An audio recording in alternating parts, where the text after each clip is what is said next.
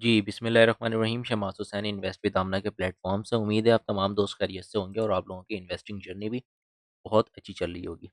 Alright जी, video पे आगे चलते हैं और सबसे पहले मैं आप लोगों के साथ फ़ीपीलीपी डिस्कस करूँगा, जिनमें आज की फ़ीपीलीपी इसलिए इम्पोर्टेंट है कि कल की लास्ट व्लॉग के ऊपर जिस तरीके से आपने मेरा व्लॉग देखा होगा, जिसमें जिस तरीके से मैंने कैंडल्स के बारे में बताया था कि मुझे यहाँ पे बायर्स जो है वो ऐड होते हुए नज़र आ रहे हैं। सेकंड ये कि सेलिंग जो है वो यहाँ पे बाइंग के अंदर ऑब्ज़र्व हो रही है और उसकी रीज़न मैंने आप लोगों को समझाने की कोशिश की थी कि कंटिन्यू अगर आप 3 दिन की अगर आप कैंडल देखेंगे एज़ सच यहाँ से 3 दिन की कैंडल, ये वाली कैंडल, तो आप देखें कि कैंडल ऊपर ओपन हो रही थी और इन द एंड नीचे क्लोज़ हो रही थी। सेकंड कैंडल जो है वो उसके मिड या तो फिर ये 70% अराउंड जो है वो ऊपर ओपन हो रही थी, क्लोजिंग नीचे आ रही थी। थर्ड कैंडल ऊपर ओपन हो रही थी, नीचे क्लोजिंग हो रही थी। लेकिन फ्राइडे का जो सेशन था, उस दिन जो कैंडल ओपन तो ऊपर हुई थी, लेकिन क्लोजिंग उसके बॉटम के ऊपर हुई थी। सेकंड ये कि एज़ पर टेक्निकल्स और सेंटिमेंट्स को अगर हम समझें कि यहाँ पे जिस तरीके से थर्सडे वाली कैंडल ने वीक पोस्ट किया था जो कि 1,09,405 का था। लेकिन फ्राइडे का जो सेशन था, उस दिन यहाँ तक वीक आ ही नहीं सकी। इस मीन दैट के बायर्स जो है वो यहाँ पे इतने एग्रेसिव थे कि उन्होंने सेलिंग को बाइंग के अंदर इस तरीके से ऑब्ज़र्व किया कि जो थर्सडे का सेशन था, उसके अंदर वहाँ तक वीक पोस्ट नहीं हो सकी और इन द एंड कैंडल की क्लोजिंग जो है वो बॉटम के ऊपर हुई, जो कि थर्सडे वाली दिन की कैंडल थी। और इसी वीडियो के ऊपर मैंने कल के व्लॉग पे आपको बताया था कि यहाँ पे हमारे लिए ये जो इम्पोर्टेंट लेवल्स है, अगर ये 1,09,405 ब्रेक नहीं होता है, तो हमारे लिए ये लेवल जो है वो बहुत इम्पोर्टेंट होगा। तो हमें कन्फर्मेशन एक आ जाएगी कि यहाँ पे बाइंग जो है वो सेलिंग जो है वो बाइंग के अंदर ऑब्ज़र्व हो गई है। नंबर 2 इज़ दैट कि ये वाली कैंडल की जो हाई पोस्ट थी, इस वाली कैंडल की अगर आप 1,10,905 की करें, तो यहाँ पे इस हाई को ब्रेक करना बहुत इम्पोर्टेंट था। फर्दर ये कि आज की ये कैंडल हम देखें तो अल्हम्दुलिल्लाह सेंटिमेंट्स आप समझें कि कैंडल अब आप देखें कि अगर मैं माइनर यहाँ पे एक छोटा-सा मैं दिखाऊँ, आप ये देखें कि 3 पहली वीक ये वाली कैंडल है, थर्सडे वाली सेशन की, फ्राइडे की सेशन की ये है वीक, और अब आप ये वाली वीक देखें कि अब आप वीक जो है वो ऊपर, मतलब वीक जो है वो हायर हाई के ऊपर जा रही है। यहाँ पे वीक की जो पोस्टिंग है वो हायर हाई जो है वो पोस्ट हो रही है। तो मैं उम्मीद करता हूँ कि जो मार्केट का अब जो इंडेक्स का जो सॉरी मार्केट का जो अब आने वाला जो सेशन सॉरी सेशन हो सकता है, वो हमारे लिए एक अच्छा साबित हो सकता है, बशर्त ये कि ये वाली कैंडल की जो हाई पोस्टिंग है, अगर मैं क्लोजिंग की बात करूँ 1,12,000, जो कि इसके लिए ये रेजिस्टेंस का काम कर सकता है, क्योंकि जब एज़ पर टेक्निकल्स अगर हम इस वाली कैंडल की बात करें तो इस वाली कैंडल को पूरी जो है वो बाइंग के अंदर ऑब्जर्व होना लाजमी है बुलिश कंटिन्यूशन के लिए, ठीक है। जब तक ये हाई हमारे पास ब्रेक नहीं होगा जो कि 1,12,000 का बनता है, जब तक हमारे पास एक पैटर्न जो है वो प्रॉपर जो है यहाँ पे फॉर्म होता हुआ नहीं दिखेगा। फर्दर ये है कि फीपी को डिस्कस करते हैं। देखिए रात के 12:30 बज रहे हैं, लेकिन मैं वीडियो रिकॉर्ड इसलिए कर रहा हूँ कि मेरे साथ जो अल्हम्दुलिल्लाह काफ़ी ऐसे लोग जुड़े हुए हैं, जो मेरे भाई हैं, जो मेरी बहनें हैं, उन्हें समझने का और सीखने का बहुत शौक है। और ऑनेस्टली जिस तरीके से मैं चीज़ों आप लोगों को चीज़ें और कॉन्सेप्ट और टेक्निकल्स के ऊपर मैं आप लोगों को समझा रहा हूँ, मुझे नहीं लगता कि बहुत कम ऐसे लोग होंगे यूट्यूब चैनल के ऊपर जो आप लोगों को समझा रहे होंगे। सिर्फ़ ये 1-2 लाइनें लगा के कॉल दे देना बहुत आसान है, लेकिन प्रॉपर सेंटिमेंट्स को समझाना, चार्ट्स को डिस्कस करना, जिस तरीके से अभी मैंने आपको ये चीज़ समझाई कि अब आप देखें कि वीक की जो पोस्टिंग है अब ऊपर से ऊपर हो रही है। तो इस तरीके से हम एक्सपेक्ट कर सकते हैं कि मार्केट जो है वो अब हमें आने वाले सेशन के ऊपर एक अच्छा परफ़ॉर्म दिखाए। देखें पॉसिबिलिटीज़ है ना, हर मार्केट के या कोई भी प्रेडिक्शन अगर इंसान करता है ना, तो सारी चीज़ें पॉसिबिलिटीज़ के ऊपर डिपेंड करती हैं। कन्फर्मेशन तो इंसान की खुद की भी नहीं है ना। क्या पता कल मार्केट ओपन ना हो, दुनिया हो ना हो, पॉसिबिलिटीज़ है ना। तो एक प्रेडिक्शन जो होती है लर्निंग पर्सपेक्टिव के हवाले से जो चीज़ मैंने सीखा है अपने बड़ों से, वही चीज़ का जो और जितने टाइम का मेरा एक्सपीरियंस है इस मार्केट में, उसी एक्सपीरियंस को मद्देनज़र रखते हुए मैं आप लोगों के साथ चीज़ें जो है वो शेयर कर रहा होता हूँ। बहरहाल, तो इस टाइम वीडियो रिकॉर्ड करने का बेसिक मकसद ही मेरा यही है। तो आप लोगों से रिक्वेस्ट है कि अगर वीडियो पसंद आती है तो लाज़मी जो है वो नीचे कमेंट्स करके मुझे बताया करें, चैनल को सब्सक्राइब करा करें और सेकंड ये है कि वीडियो को लाइक भी किया करें, शेयर करा करें ऐसे दोस्तों के साथ जो वाक़ई में कुछ सीख के, कुछ समझ के काम करना चाहते हैं। पीपीलीपी की अगर बात करें तो बैंक्स हमारा बायर है, ब्रोकर बायर है, कंपनीज़ बाइंग के ऊपर है, कॉर्पोरेट्स की नॉर्मल सेलिंग है और इंडिविजुअल्स की तरफ से भी सेलिंग है, इंश्योरेंस की तरफ से बाइंग है, ठीक है? और यहाँ पे अगर हम फंड्स को देखें तो नॉर्मल सेलिंग है। अब देखें यहाँ पे वॉल्यूम्स का आना बहुत ज़रूरी है। आज की अगर हम इस कैंडल की वॉल्यूम्स की बात करें तो कदरे बेहतर वॉल्यूम हमें देखने को मार्केट में मिला है। लेकिन एक चीज़ है कि यहाँ पे वैसा वॉल्यूम्स नहीं आ रहा है। ज़ाहिर है इन्वेस्टर का जो माइंड है वो थोड़ा-सा अभी जो है वो मेंटली हर बंदा जो है वो एक पैनिक के ऊपर है कि यार अब कितना करेक्शन हमें देखने को मिल सकता है।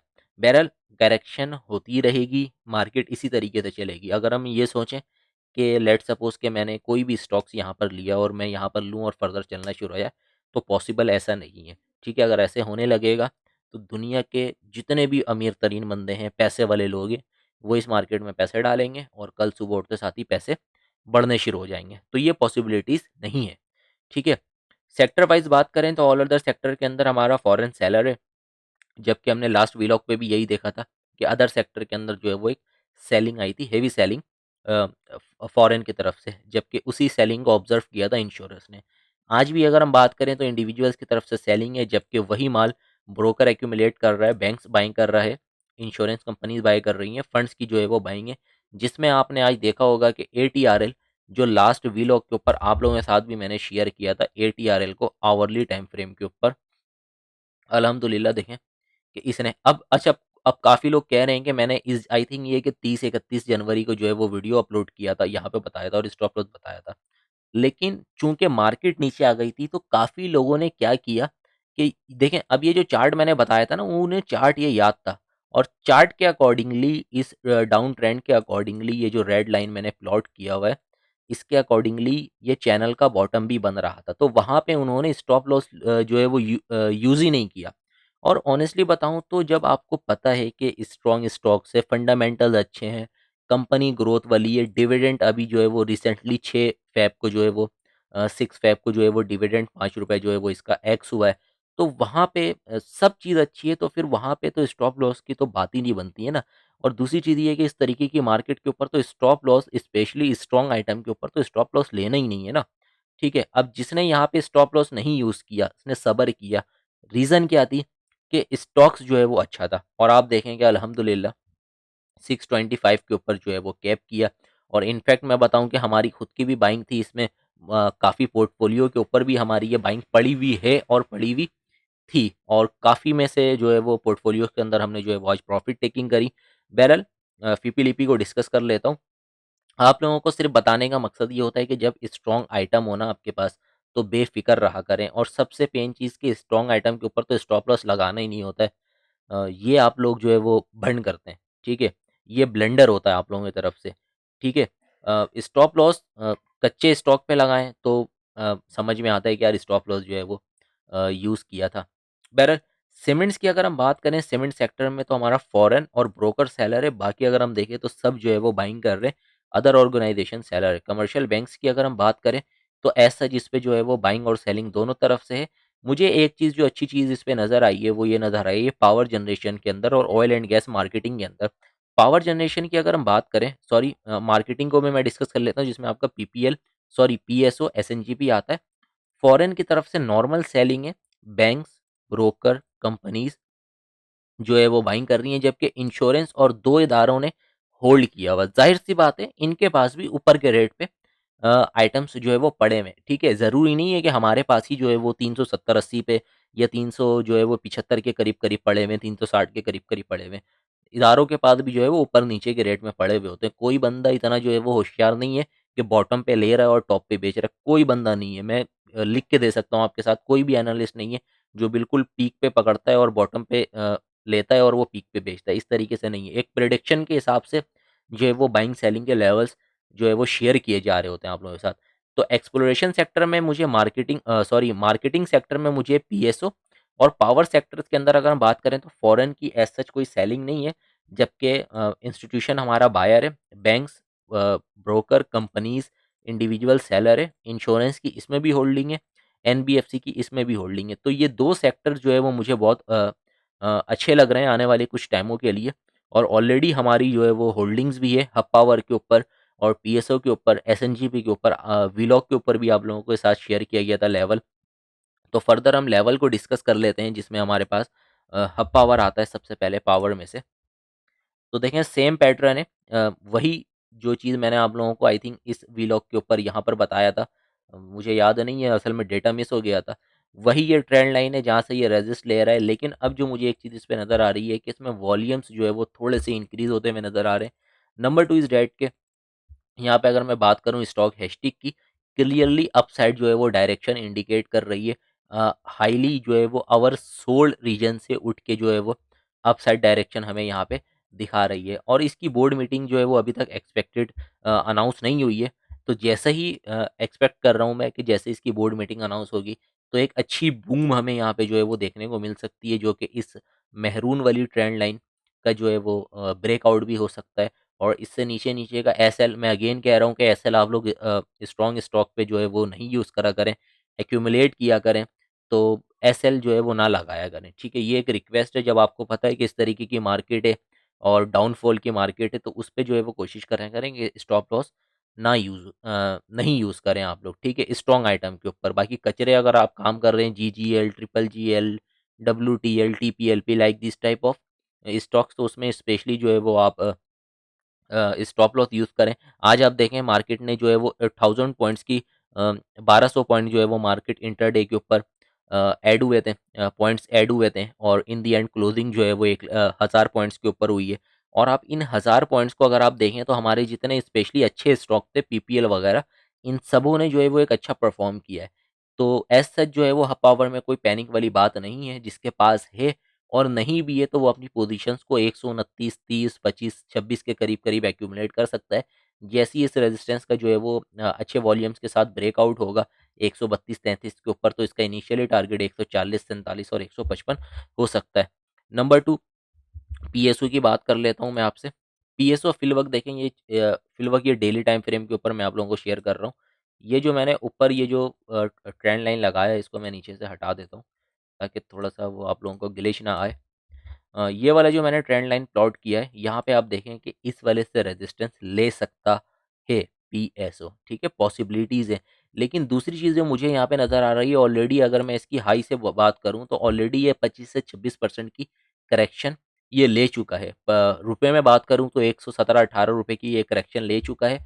अब एक चीज़ पीएसओ के अंदर जो मुझे अच्छी नज़र आ रही है, वो चीज़ अगर मैं आपको यहाँ पे समझाने की कोशिश करूँ कि मुझे यहाँ से वॉल्यूम्स के अंदर जो है वो एक रिवर्सल दिख रहा है। अगर आप देखें कि यहाँ पे अगर मैं बात करूँ तो आप ये देखें कि वॉल्यूम इस तरीके से जो है वो मुझे आने वाले टाइमों में उठता हुआ दिख रहा है वॉल्यूम्स, जबकि आज की भी वॉल्यूम्स की अगर हम बात करें तो 3 मिलियन से अबव जो है वो वॉल्यूम्स इस पे ट्रेड हुए हैं, और एवरेज वॉल्यूम से जो है वो एक अच्छा वॉल्यूम था। और इसमें जो मुझे सिचुएशन नज़र आ रही है यहाँ पे, यही मैंने आपके साथ शेयर किया कि वॉल्यूम्स जो है वो मुझे यहाँ पे अब थोड़े से अप साइड उठते हुए दिख रहे हैं। और सबसे मेन चीज़ की अगर मैं पीएसओ की बात करूँ तो इसकी बोर्ड मीटिंग है यहाँ पर, मैं आपको डैशबोर्ड पर दिखा देता हूँ पीएसओ को। जी, अनाउंसमेंट में आते हैं, यहाँ पे आप देख लें कि the company has announced a meeting 13 Feb को जो है वो इसकी बोर्ड मीटिंग है। आज जो है वो रात 12 बजे के बाद वीडियो रिकॉर्ड हो रही है, तो यहाँ पे 11 फ़ेब है, ठीक है? तो थर्सडे वाले दिन इसकी जो है वो बोर्ड मीटिंग है 10:30 बजे, हाफ ईयर की बोर्ड मीटिंग है। एक्सपेक्ट है कि जो है वो एक अच्छा रिज़ल्ट जो है वो देखने को मिले, और चूँकि ये ऑलरेडी अपने यहाँ से जो है वो करेक्शन ले चुका है। 1 मिनट, जो है मैं चार्ट वापस खोल लेता हूँ। टेक्निकली मैंने आपको शेयर किया है कि यहाँ पे पीएसओ ऑलरेडी 25 से 26% की जो है वो करेक्शन ले चुका है। तो यहाँ पे स्टिल हमारे पास जो है वो 370-75 के करीब बाइंग पड़ी हुई है। लेकिन जिसके पास कैश था, मैंने यही रिकमेंड किया था कि आप जो है वो यहाँ पे ऐड ऑन करें, ठीक है? इस स्टॉक्स के ऊपर स्पेशली मैं हमेशा अगेन ये बात रिपीट कर रहा हूँ कि अच्छे स्टॉक के ऊपर कभी भी एसएल नहीं लगाया करें। अभी जो अपसाइड है, अगर एवरेज करके आपकी कॉस्ट जो है वो 370 के करीब-करीब भी निकल कर आई है, तो इसमें एज़ सच कोई पैनिक वाली बात नहीं है। इंशाल्लाह 370 के बाद जो है वो हमारे पास 420, 30, 40 का टारगेट पड़ा हुआ है। परसेंटेज में हम देखें तो यहाँ से मैंने ₹365 से लिया है ₹448 तक का, तो स्टिल हमारे पास 20 से 22% की मूव एक्सपेक्टेड है। ठीक है, एक अच्छी मूव है। पोज़ीशंस को आप लोगों ने लूज़ नहीं करना है। अगेन आप लोगों को इतनी रात पे वीडियो बनाने का मकसद है कि स्ट्रॉन्ग आइटम हो, अच्छे स्टॉक हों, तो टेम्परेरी आप लोगों ने जो है वो पैनिक को बर्दाश्त करना है। पैनिक नहीं होना है, टेम्परेरी इस तरीके की सिचुएशन को आप लोगों ने हैंडल करना है। ठीक है? तो उम्मीद है कि आप लोगों को आज का जो है वो व्लॉग पसंद आया होगा। फर्दर कोई क्यूरीज़ हो, कोई सर्विस से जो है वो रिलेटेड अगर कुछ मालूमात लेनी हो, तो आप मुझे इस नंबर पे व्हाट्सएप कर सकते हैं। अपने भाई को दें इजाज़त। अल्लाह हाफ़िज़।